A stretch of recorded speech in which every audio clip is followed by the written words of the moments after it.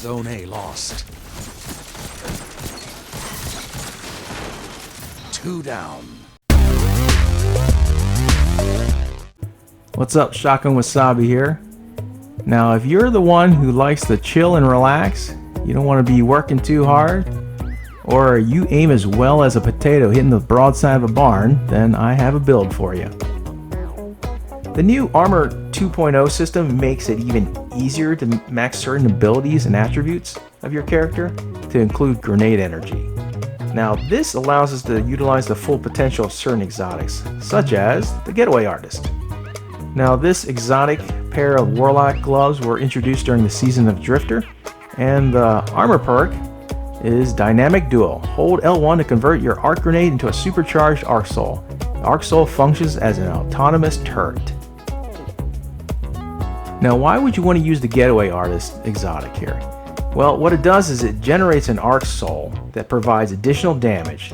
If you're having troubles winning your one-on-one gunfights, this will be a big help for you. Also, it allows you to be more comfortable with weapons that are not exactly used in a certain range, such as scout rifles in closer ranges. In addition, if you're playing a match game situation like in Nightfall, the arc soul that you get from the Getaway Artist will help you with those arc shielded enemies, so you don't necessarily have to carry an arc weapon with you. Also, the arc soul targets enemies that you may be out of your line of sight, so it gives you a heads up if there's opponents around you. It's great in the Crucible. You'll hear that thing go pew pew pew, and you know someone's around you. In addition, the arc soul you get from the Getaway Artist lasts 20 seconds versus the arc soul that you get from the bottom tree Stormcaller, Attunement of the Elements. Now, the disadvantage of using this build is you do give up your grenade, and I think you give up one of the best grenades in the whole game. If you use this top tree Stormcaller, there's the grenade ability called Arc Web, and this allows enemies to be damaged by your grenades that chain deadly lightning to nearby enemies. Each grenade or melee chain returns grenade energy.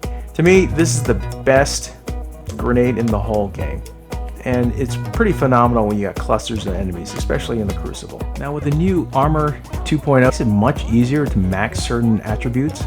For this build, we're going to be requiring a lot of grenade energy, so Discipline is where I put all the points into, and as you can see, the grenade ability cooldown is down to 32 seconds. Generally, you won't have to rely on that short cooldown, because if you use the Getaway Artist properly, coupled with the right subtree, and I prefer using the bottom one, you can keep the arc soul almost indefinitely, as long as you don't die prematurely.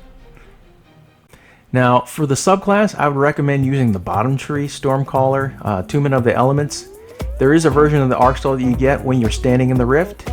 Now, the arc soul lasts as long as you're standing in the rift, but as you step out of it, it's only a 12-second duration. It used to be only 8 seconds until they updated it with patch 2.2.1, and that was with Arc Week. But with a certain method of using the Getaway Artist and the bottom tree, you can keep that arc soul indefinitely, and I'll have a demonstration of that. Now, you could also use the middle tree. There's a Ionic Trace here, where defeating enemies have a chance to create Ionic Traces. Collecting Ionic Traces grants energy to all your abilities. So it's very helpful when you kill something. You'll see these little balls of light come toward your character, and it helps recharge your abilities much faster. So that's also helpful in keeping your grenade energy up. But if you're careful, generally you won't have to worry about that. So, as I said, bottom tree is also helpful. With the arc soul that you generate from the rift, your allies also get an arc soul, so it's pretty helpful as a support class. Top tree is a great option as well, but you very, very rarely often use that grenade, even though that's probably the best grenade in the whole game. Now, for the artifact, if you want, you can also use the perk Breach Refractor. Here, the perk grants grenade energy on final blows with shield-piercing weapons, or when a member of your fire team shuts down a barrier champion's ability. A great perk as well in PvE situations, but it's another option if you want to keep that grenade energy up.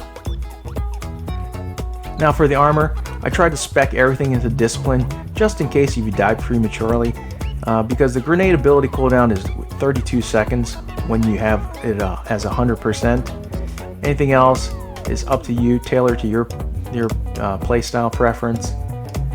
For this build, I would recommend finding a weapon that has Demolitionist on it as a perk. Now the Demolitionist perk it's a trait that when you kill with this weapon, it generates grenade energy. Activating your grenade ability reloads this weapon from reserves. Very underrated and very helpful perk for this type of build where you're relying on grenade energy. Alright, now for the Warlock Bond or the class item, I recommend putting on a perk called Bomber, or if you have the Enhanced Bomber, put that on. But what the Armor mod does is it reduces the grenade cooldown when using your class ability. So a very helpful armor mod to have, especially since we've got this build revolving around the grenade ability or how fast you can regenerate it. And now I'm going to show off the differences between one bomber mod versus two. Now there's a glitch where you can actually put two of the armor mods on the same armor piece. Normally you can't do this. And there's videos on that. If you need me to explain it, I can post it in the comments section.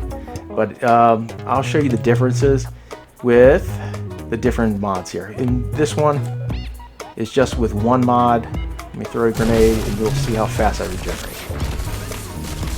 So you regenerate that armor grenade energy that fast. Alright, and now this is with two bomber mods applied. And I wouldn't recommend relying on this glitch for now. Bungie, I'm sure, is going to modify or change it. Even though in the future they did say they were going to allow people to put two perks or two mods on one single armor piece. Who knows how it's going to play out in the future, but like I said, I wouldn't rely on this glitch to help you regenerate your grenade energy. So let me get rid of this, and this is with two bomber mods. Big chunk, about a third almost. Another perk I would recommend putting on your Warlock Bond is the Distribution. What it does is it reduces all ability cooldowns when using your class ability. And I'm going to show you the grenade regeneration with this, with both Bomber and Distribution. Give me a green. So really not as much as the two Bomber mods. Maybe a quarter versus a third. Alright, now I want to demonstrate the use of the Arc Soul from the Getaway Artist. Alright, L1, there we go, there's the Arc Soul. Does good damage, tracks very well, fairly decent distance, and as you notice it only lasted 20 seconds. And as it's hitting the enemy here, it's actually regaining grenade energy as well. Now I'm going to show you the Arc Soul you get from the Rift. In this one, you can see you got the Arc Soul as you're sitting in the Rift. You can sit here as much as you want, the counter doesn't go down. But as you step out, it drops down to 12 seconds. The nice thing is you can buff it up again, go back in. As long as the Rift is up, the counter doesn't go down. And once it's gone, you're stuck with the Arc Soul until the timer runs out.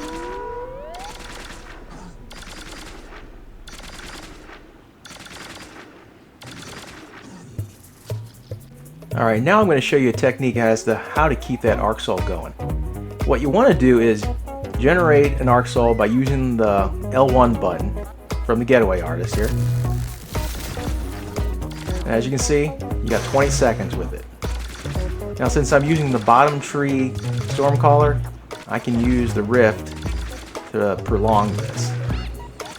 And really you don't have to as well, because you see that the grenade energy comes back. But that's not always the case if you're not hitting the opponents. Most people won't stand there and get hit. I'm going to do it again. But every hit does generate some grenade energy.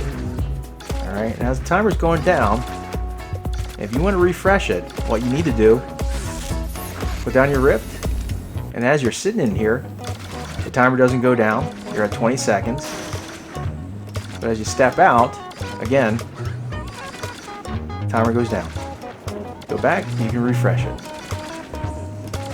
So by doing this, you can indefinitely keep your Arc Soul going with you, especially in Crucible. It's very helpful.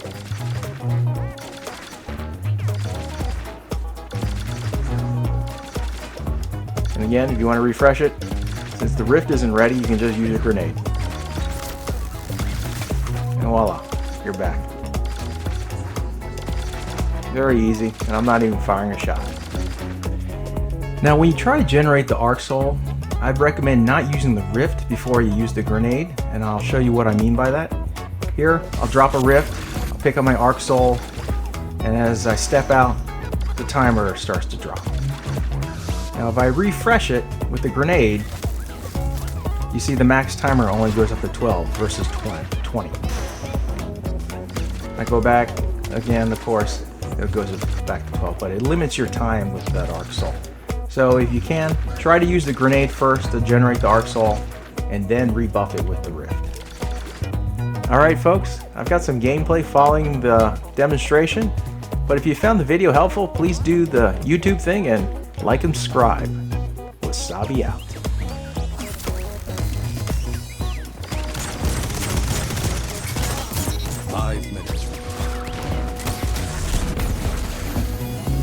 Captured Zone C. You have the advantage. Press on. Enemy claimed Zone C. You captured Zone A.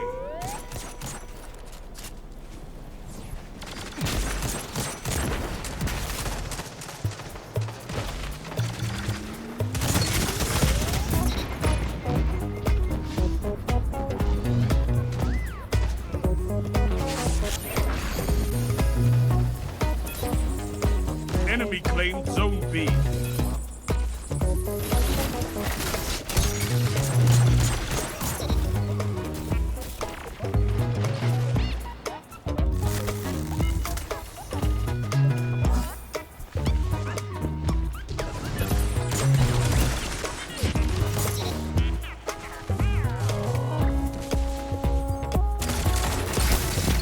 Double down.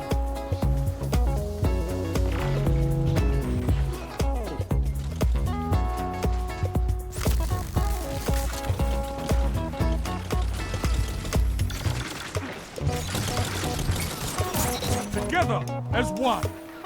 I love it.